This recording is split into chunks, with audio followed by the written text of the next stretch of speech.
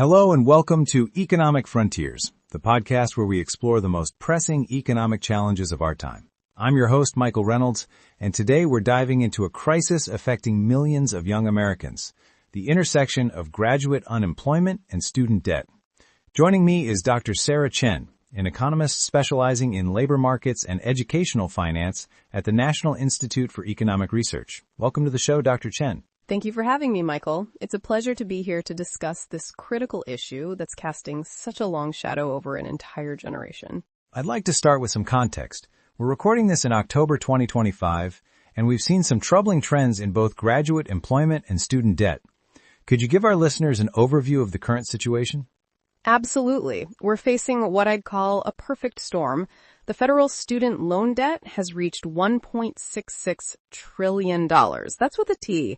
And the total national student debt, including private loans, is over $1.81 trillion. Meanwhile, the job market for recent graduates has hit its worst point in 5 years. Young college graduates between 23 and 27 years old are experiencing unemployment rates averaging 4.59% in 2025 compared to just 3.25% in 2019. That's a dramatic increase, especially when compared to other demographic groups. Those numbers are staggering.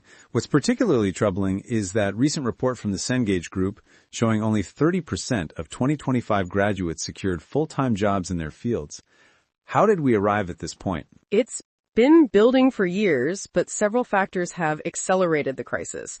First, we've seen a significant slowdown in payroll growth, averaging just 35,000 new jobs over the last 3 months, far below previous years. Second, there's been a fundamental shift in hiring dynamics. Employers are increasingly cautious, with 76% reporting they're hiring the same or fewer entry-level employees compared to last year. And this is happening while the cost of education continues to rise, correct? Precisely. The average federal student loan debt balance is now $39,075, while the total average balance, including private loans, may be as high as $42,673. For context, the average public university student borrows nearly $32,000 to attain a bachelor's degree. These are enormous financial burdens to place on young people entering an increasingly hostile job market. What's striking to me is the mismatch between education and employment. College has traditionally been seen as the path to economic mobility, but that premise seems to be crumbling. That's exactly right. We're witnessing what some economists are calling a broken promise. The bachelor's degree isn't delivering on its fundamental promise of access to white-collar jobs. For the first time in modern history, young people with bachelor's degrees are experiencing unusually high unemployment compared to historical trends. Let's discuss the economic implications of this crisis. Beyond the individual hardship, how is this affecting the broader economy? The economic implications are profound. Student debt delays major life milestones, homeownership, marriage, having children. It reduces consumer spending, limits entrepreneurship, and inhibits retirement savings. According to research, borrowers are far less likely to save for retirement. This creates a ripple effect throughout the economy, essentially delaying or sometimes destroying graduates' financial futures. And this burden isn't distributed equally, is it? Not at all. Women hold nearly 2/3 of all student loan debt while earning less on average. First-generation university students often borrow more without the safety net of family wealth. We're seeing a system that was supposedly designed to increase economic opportunity, instead deepening inequality. Let's talk about some of the specific sectors where we're seeing these trends play out. I understand there's been a dramatic shift in tech hiring. Yes, the tech sector provides a clear example of this downturn. Software development job listings are about 66% of pre-pandemic levels. The share of hires with little work experience has plunged more than 50% at large-cap tech companies between 2019 and 2024. At startups, that number has dropped more than 47%. And artificial intelligence is playing a role here too. Correct. Absolutely. A Stanford study published in August found that U.S. workers ages 22 to 25 in jobs most exposed to AI have seen a 13% decline in employment since 2022. This technological disruption is hitting white-collar occupations particularly hard.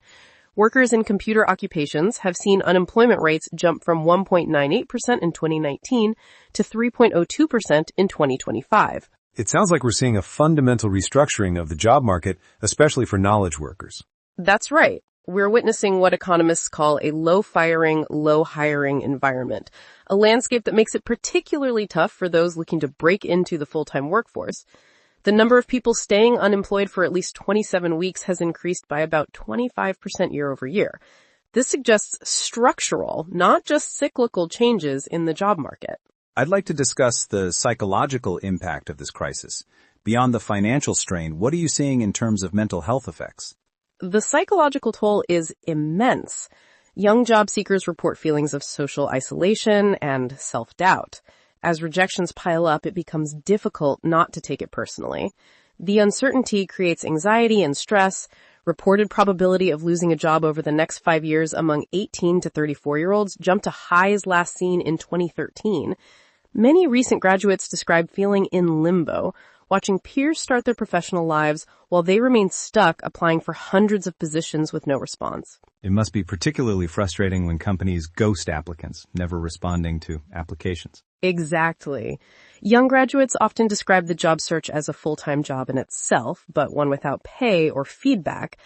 Many are questioning why entry-level positions require several years of experience, creating a catch-22 situation. This has led to what some on social media are calling crashing out, feeling defeated by the system before their careers even begin. Let's shift to potential solutions. What can be done to address both sides of this crisis, the student debt burden and the graduate unemployment problem? We need a multi-pronged approach. For student debt, we need systemic reform of education financing. This could include expanded loan forgiveness programs, income-driven repayment plans, and greater public investment in higher education to reduce costs. The recent Supreme Court decision limiting broad debt forgiveness has complicated matters, but targeted relief remains possible. And what about addressing the employment side of the equation? For employment, we need better alignment between education and workforce needs. This means closer collaboration between employers and educational institutions to build career-relevant courses and skills. Employers can play a role through tax-advantaged student loan repayment assistance. The CARES Act enables employers to make tax-free contributions toward employee loan repayment, while the Secure Act 2.0 allows employers to match student loan payments with retirement plan contributions. What about the role of AI? Is it just a threat, or could it be part of the solution? AI is both a challenge and an opportunity. While it's disrupting traditional entry points to careers, it can also be harnessed to streamline complex loan servicing systems, offer personalized repayment guidance, and provide counsel on financial planning. Technology, when paired with empathy and sound policy, can become an equalizer rather than just a disruptive force. Do you see any bright spots in certain sectors or fields where recent graduates might have better prospects? Yes, there are still areas of growth. Healthcare remains strong. Nursing position postings are up about 16% compared to pre-pandemic levels. Green technology, renewable energy, cybersecurity, and certain specialized healthcare roles continue to see demand. The key is that not all graduates are feeling the shift to the same extent. It depends significantly on what sector they're working in.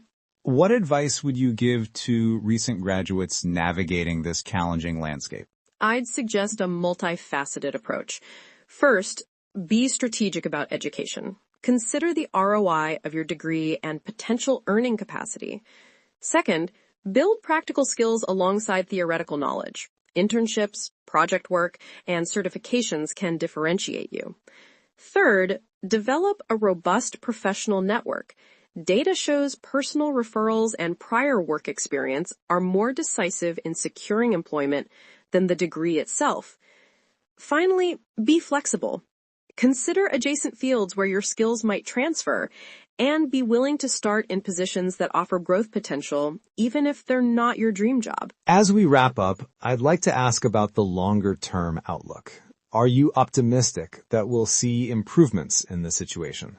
I'm cautiously optimistic, but it will require coordinated action from multiple stakeholders.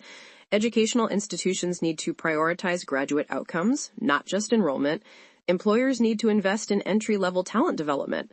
policymakers need to address both the cost of education and the structural issues in the labor market, and individuals need to be strategic about their educational and career choices. Dr. Chen, this has been an incredibly insightful discussion. Before we close, are there any final thoughts you'd like to share with our listeners? I'd like to emphasize that this is fundamentally an issue of economic mobility and opportunity. At its core, this debt crisis is about who gets access to upward mobility and who doesn't. We have a chance right now to ensure that financial wellness is not a privilege reserved for the wealthy, but a fundamental right available to all. However, that requires action from employers, regulators, technologists, and society as a whole. The decisions we make now will shape economic opportunity for decades to come. Thank you, Dr. Chen, for sharing your expertise and insights with us today. To our listeners, thank you for joining us for this episode of Economic Frontiers. If you found this discussion valuable, please subscribe to our channel and share this episode with others who might benefit from it. Until next time, I'm Michael Reynolds, encouraging you to keep exploring the economic frontiers that shape our world.